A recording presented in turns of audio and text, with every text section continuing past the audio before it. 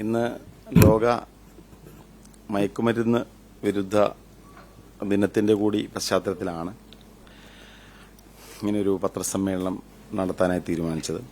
ഞാൻ എക്സൈസ് വകുപ്പ് മന്ത്രിയായി, സഹകരണ എക്സൈസ് വകുപ്പ് മന്ത്രിയായി ചുമതല ഏറ്റെടുത്തതിന് ശേഷം നടത്തുന്ന ആദ്യത്തെ പത്രസമ്മേളനം കൂടിയാണ് ഇത്.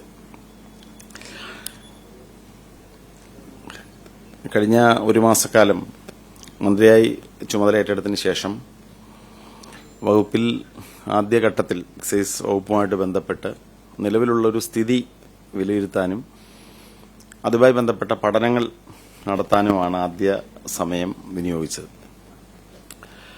ആദ്യ ദിവസങ്ങൾക്ക് ശേഷം സംസ്ഥാനത്ത് എക്സൈസ് ഹെഡ്ക്വാർട്ടേഴ്സിൽ കേരളത്തിലെ പ്രധാന എക്സൈസ് ഉദ്യോഗസ്ഥന്മാരുടെ മീറ്റിംഗ് വിളിച്ചു ചേർത്ത് നിലവിൽ എക്സൈസ് വകുപ്പുമായിട്ട് ബന്ധപ്പെട്ട വിലയിരുത്തൽ നടത്തുകയുണ്ടായി. അതിനെ തുടർന്നാണ് ഫസ്റ്റ് എൻഫോഴ്സ്മെന്റ് ആക്ഷൻ നമ്മൾ എക്സൈസിൽ പ്രഖ്യാപിച്ചത്. അതിൽ മയക്കുമരുന്നുമായി ബന്ധപ്പെട്ട പ്രവർത്തനങ്ങളിലെ എൻഫോഴ്സ്മെന്റ് പ്രവർത്തനങ്ങൾ ശക്തിപ്പെടുത്താൻ, മയക്കുമരുന്ന് മാത്രമല്ല ലഹരിയുമായി ബന്ധപ്പെട്ട പ്രവർത്തനങ്ങളിലെ എൻഫോഴ്സ്മെന്റ് ആക്ഷൻ ശക്തിപ്പെടുത്തുക എന്നൊരു തീരുമാനമാണ് സ്വീകരിച്ചത്. അതിന് ഓപ്പറേഷൻ തണ്ടർ എന്നാണ്. അത് മുമ്പ് തന്നെ എക്സൈസിന്റെ എൻഫോഴ്സ്മെന്റ് ആക്ഷൻസിന് ഓപ്പറേഷൻ തണ്ടർ എന്നൊരു പേരുണ്ട്. പക്ഷെ അത് ഇടക്കാലത്ത് മുടങ്ങിക്കിടക്കുന്നതിനാൽ നമ്മൾ ആ പേരിൽ തന്നെ ഓപ്പറേഷൻ തണ്ടർ മുന്നോട്ട് കൊണ്ടുപോകാൻ ഒരു തീരുമാനമെടുക്കുകയുണ്ടായി. നാളിതുവരെ ഓപ്പറേഷൻ തണ്ടറിൽ എൻഫോഴ്സ്മെന്റ് സൈഡിൽ 14,722 കേസുകൾ, പുതിയ ഗവൺമെന്റ് അധികാരത്തിൽ വന്നതിന് ശേഷം 14,722 കേസുകൾ രജിസ്റ്റർ ചെയ്യപ്പെട്ടു. അതിലെ 1,422 എണ്ണം NDPS കേസുകളാണ്. അബ്കാരി കേസുകൾ 2,292 ആണ്. കോട്ട്പ കേസുകൾ, പുകയിലയുമായി ബന്ധപ്പെട്ടുണ്ടായ കേസുകൾ രജിസ്റ്റർ ചെയ്യപ്പെട്ടത് 11,008 കേസുകളാണ്. അതിൽ തന്നെ NDPS കേസുകളിൽ commercial quantity case 15 commercial quantity കേസുകൾ എക്സൈസ് സേന അത് രജിസ്റ്റർ ചെയ്യപ്പെടുകയുണ്ടായി. മീഡിയം ക്വാണ്ടിറ്റി കേസ് 170 എണ്ണമാണ്. കഞ്ചാവ് 185.555 കിലോഗ്രാം കഞ്ചാവാണ് പിടിച്ചെടുത്തത്. ഹെറോയിൻ 225.689 ഗ്രാം ആണ് ഹെറോയിൻ. ഹാഷിഷ് ഓയിൽ 157.113 ഗ്രാമാണ്. MDMA 795.88 gram. മെത്താംഫിറ്റമിൻ 771.67 ഗ്രാമാണ്. Brown sugar 7.94 gram. കഞ്ചാവ് ചെടിയിൽ 265 കഞ്ചാവ് ചെടികളാണ് കണ്ടെത്തിയത്.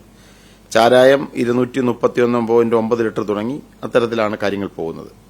ഈ വ്യാജ കള്ള 1,175 ലിറ്ററാണ്. Wash 16,422 litre.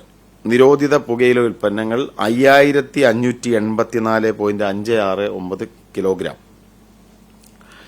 എക്സൈസ് സേനയെ സംബന്ധിച്ച് എനിക്ക് ഉദ്യോഗസ്ഥന്മാരുമായും മറ്റ് പ്രധാനപ്പെട്ട വ്യക്തികളുമായൊക്കെ സംസാരിക്കുമ്പോൾ കുറേയേറെ പരിമിതികൾ അവർക്കുണ്ട്. അത് യാഥാർത്ഥ്യമാണ്. ആധുനികവൽക്കരണത്തിലേക്ക് പൂർണ്ണമായി കടന്നിട്ടില്ലാത്ത ഒരു സേനയാണ് എക്സൈസ്. സ്റ്റാഫുകളുടെ എണ്ണം തന്നെ ഏകദേശം 5,000-നടുത്ത് മാത്രമാണ്. അവരാണ് എൻഫോഴ്സ്മെന്റും എല്ലാ പ്രവർത്തനങ്ങളും നടത്തുന്നവരാണ്. ആധുനികമായ ഉപകരണങ്ങളുടെ അഭാവമുണ്ട്. വാഹനങ്ങളുടെ ഷോർട്ടേജുണ്ട്. നിലവിൽ മയക്കുമരുന്ന് കണ്ടെത്തുന്ന സമയത്ത് സബ്സ്റ്റൻസ് ഐഡന്റിഫിക്കേഷൻ കിറ്റുകൾ എക്സൈസ് സേനയ്ക്ക് ഉണ്ടായിരുന്നില്ല. അതോടൊപ്പം തന്നെ കേസുകൾ എടുക്കുന്ന കാര്യത്തിൽ ഉദ്യോഗസ്ഥന്മാർ ശ്രദ്ധയിൽപ്പെടുത്തിയൊരു കാര്യം, നമ്മളിത് കെമിക്കൽ എക്സാമിനേഷൻ അയച്ചാൽ കാലതാമസം ഉണ്ടാകുന്നതൊക്കെ തന്നെ കേസുകളെ ബാധിക്കുന്നുണ്ട് എന്ന കാര്യവും അറിയിക്കുകയുണ്ടായി. ഈ വിഷയങ്ങൾക്ക് പരിഹാരം ഉണ്ടാകാനാണ് പ്രാഥമികമായ ശ്രമം ഉണ്ടായത്. അത് ബജറ്റ് പ്രപ്പോസൽ എന്ന രീതിയിൽ സംസ്ഥാന എക്സൈസ് വകുപ്പ് ബജറ്റിലേക്ക് തുക അനുവദിക്കുന്നതുമായി ബന്ധപ്പെട്ട് നൽകിയ നിർദ്ദേശങ്ങളിലെ ഒരു പ്രധാനപ്പെട്ട കാര്യങ്ങൾ ഇവയൊക്കെയായിരുന്നു. അതിൽ കേരളത്തിലെ മുഴുവൻ എക്സൈസ് റേഞ്ച് ഓഫീസുകളിലേക്കും സബ്സ്റ്റൻസ് ഐഡന്റിഫിക്കേഷൻ കിറ്റുകൾ നൽകാനുള്ള ഒരു തീരുമാനത്തിന് വേണ്ടി ബജറ്റിൽ തുക വകയിരുത്തുക ഒരു പ്രധാനപ്പെട്ട ഒരു നേട്ടമാണ്. കാരണം കേരളത്തിൽ എല്ലാ എക്സൈസ് റേഞ്ച് ഓഫീസുകളിലും ഇനി മുതൽ പിടിച്ചെടുക്കപ്പെടുന്ന ലഹരി വസ്തുക്കൾ കൃത്യമായി ഏതാണെന്ന് ഐഡന്റിഫൈ ചെയ്യാനുള്ള സബ്സ്റ്റൻസ് ഐഡന്റിഫിക്കേഷൻ കിറ്റുകൾ നമുക്ക് ലഭ്യമാകുന്ന ഒരു സാഹചര്യം ഉണ്ടായി എന്നത് വളരെ പ്രധാനപ്പെട്ട ഒരു കാര്യമാണ്. 2 സ്റ്റേറ്റ് കെമിക്കൽ എക്സാമിനേഷൻ ലാബറട്ടറി, എക്സൈസിന്റേതായി കേരളത്തിൽ ആദ്യമായി ഒരു സ്റ്റേറ്റ് കെമിക്കൽ എക്സാമിനേഷൻ ലാബറട്ടറി അനുവദിക്കുവാൻ ബജറ്റിൽ അനുമതി ഉണ്ടായിട്ടുണ്ട്. അതോടുകൂടി സംസ്ഥാന എക്സൈസിന് കേസുകൾ പിടിച്ചെടുക്കുന്നതിന് എടുത്തു കിട്ടുന്ന ഇത്തരം ലഹരി വസ്തുക്കൾ സ്റ്റേറ്റ് കെമിക്കൽ എക്സാമിനേഷൻ ലാബറട്ടറിക്ക് അയച്ച് അതിന്റെ തീരുമാനം വരുന്നതുവരെ കാത്തിരിക്കുക എന്നുള്ളൊരു പ്രോസസ്സ് എന്നൊക്കുന്ന ഒരു കാലതാമസം ഒഴിവാക്കാനുള്ള സാഹചര്യം സൃഷ്ടിക്കപ്പെടുകയാണ്. സ്റ്റേറ്റ് കെമിക്കൽ എക്സാമിനേഷൻ ലാബറട്ടറി യാഥാർത്ഥ്യമാവുന്നതോടെ ആ പ്രശ്നത്തിന് പരിഹാരമാകും. കൂടാതെ സംസ്ഥാനത്തെ എക്സൈസ് റേഞ്ച് ഓഫീസുകളുടെ സ്റ്റേഷനുകളുടെ സ്ഥിതി വളരെ മികച്ച അവസ്ഥയിലല്ല. മോഡൽ എക്സൈസ് റേഞ്ച് ഓഫീസുകൾ ആരംഭിക്കുന്നതിനും ഇത്തവണ ബജറ്റിൽ തുക വകയിരുത്തുന്നു. അതോടുകൂടി ഒരു എക്സൈസ് ഓഫീസ് ഒരു പ്രദേശത്ത് എൻഫോഴ്സ്മെന്റിനൊപ്പം മറ്റ് കാര്യങ്ങളിലും കേസിന്റെ കൺവിക്ഷൻ ഉറപ്പുവരുത്താൻ ആവശ്യമായ അടിസ്ഥാന സാഹചര്യങ്ങളുള്ള കൌൺസിലിംഗ് ഉൾപ്പെടെയുള്ള കാര്യങ്ങൾ കൊടുക്കാൻ പറ്റുന്ന തരത്തിലുള്ള മോഡൽ എക്സൈസ് ഓഫീസുകൾ കേരളത്തിൽ പ്രവർത്തനം ആരംഭിക്കാൻ പോവുകയാണ് എന്നുള്ളതാണ് പ്രധാനപ്പെട്ട ഒരു കാര്യം. സ്റ്റേറ്റ് നാർക്കോട്ടിക് കൺട്രോൾ ബ്യൂറോ, എക്സൈസിൽ സ്റ്റേറ്റ് നാർക്കോട്ടിക് കൺട്രോൾ ബ്യൂറോയുടെ പ്രവർത്തനവും ആരംഭിക്കുകയാണ്. യഥാർത്ഥത്തിൽ നിരവധി തസ്തികകൾ ആവശ്യമുള്ള ഒന്നാണ് നാർക്കോട്ടിക് കൺട്രോൾ ബ്യൂറോ. പക്ഷെ പുതിയ തസ്തികകളില്ലാത്തതിനാൽ നിലവിലുള്ള ഉദ്യോഗസ്ഥരെ പുനർവിന്യസിച്ചുകൊണ്ട് നാർക്കോട്ടിക് പ്രവർത്തനങ്ങളിൽ അല്ലെങ്കിൽ അതിനുള്ള പ്രതിരോധ പ്രവർത്തനങ്ങൾ സൃഷ്ടിക്കാൻ വേണ്ടി സ്റ്റേറ്റ് നാർക്കോട്ടിക് കൺട്രോൾ ബ്യൂറോയുടെ പ്രവർത്തനവും എക്സൈസ് ആരംഭിക്കുകയാണ്. എക്സൈസ് ഇത് ഞാൻ പറഞ്ഞ എൻഫോഴ്സ്മെന്റ് സൈഡാണ്, ഓപ്പറേഷൻ തണ്ടറിന്റെ കാര്യത്തിൽ. പക്ഷെ വളരെ സമഗ്രമായ ഒരു പ്രവർത്തന പദ്ധതി സംസ്ഥാന എക്സൈസ് ആവിഷ്കരിച്ചിരിക്കുകയാണ്. മയങ്ങില്ല കേരളം എന്ന ക്യാമ്പയിനാണ് അതിലെ ഏറ്റവും പ്രധാനപ്പെട്ട കാര്യം. അതൊരു മിഷനാണ്. അതിൽ എൻഫോഴ്സ്മെന്റ് സൈഡുണ്ട്, അതോടൊപ്പം തന്നെ നിലവിലുള്ള വിമുക്തിയുടെ അവയർനെസ് സൈഡുണ്ട്. കാരണം വളരെ മികച്ച രീതിയിൽ ഉള്ള ബോധവൽക്കരണ പ്രവർത്തനങ്ങളാണ് എക്സൈസിന് അതിനുള്ള ശേഷിയുണ്ട്. 31ഓളം എക്സൈസ് ഉദ്യോഗസ്ഥന്മാർ നിംഹാൻസിൽ പരിശീലനം നേടിയവരാണ്. സംസ്ഥാനത്താകമാനം പരിശീലനവും വലിയൊരു നെറ്റ്വർക്കുണ്ട്. ഇത് കേരളത്തിലെ ആകമാനമുള്ള വിദ്യാലയങ്ങളിൽ പ്രതിരോധ പ്രവർത്തനങ്ങൾക്കായി, ബോധവൽക്കരണ പ്രവർത്തനങ്ങൾക്കായി നിലവിലുള്ള സിസ്റ്റത്തെ കൂടുതൽ വിപുലീകരിച്ചുകൊണ്ട്, ഇപ്പം നിലവിൽ നാർക്കോട്ടിക് ക്ലബ്ബുകളൊക്കെ ഉണ്ടെങ്കിലും പൂർണ്ണ എഫക്റ്റീവ് അല്ല. കേരളത്തിലെ മുഴുവൻ വിദ്യാലയങ്ങളിലും ആന്റി നാർക്കോട്ടിക് ക്ലബ്ബുകളുടെ പ്രവർത്തനം വിപുലീകരിച്ച് അവയർനെസ് സൈഡിനെ എക്സൈസിന്റെ നിലവിലുള്ള പ്രവർത്തനങ്ങളെ കൂടുതൽ ശക്തിപ്പെടുത്താൻ തീരുമാനിച്ചിട്ടുണ്ട് ഈ മിഷന്റെ ഭാഗമായി. മയങ്ങില്ല കേരളം.